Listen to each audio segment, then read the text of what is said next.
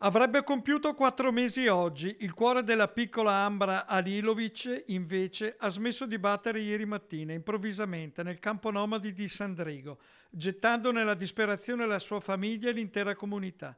Poco dopo le 8 la chiamata al 118. Presto, correte, il cuore di nostra figlia ha smesso di battere. In quel momento uno dei camper della famiglia era già lanciato a tutta velocità verso la città.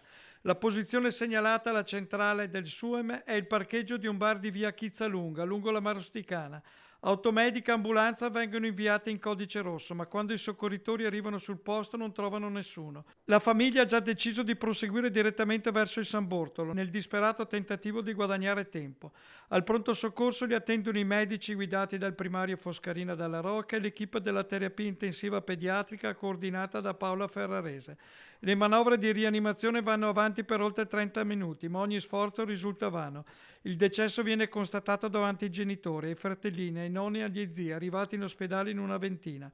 Per prevenire possibili tensioni, al posto di polizia dell'ospedale si aggiungono in pochi minuti le volanti della polizia e una pattuglia dei carabinieri. La squadra mobile, coordinata dal vicequestore Lorenzo Ortensi, ascolta subito i genitori.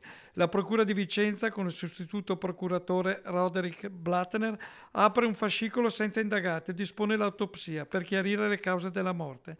Non c'erano state avvisaglie né patologie note. Sarà l'esame medico-legale a dover dire perché il cuore di Ambra si sia fermato in un mattino che per una famiglia e per un'intera comunità si è trasformato in tragedia.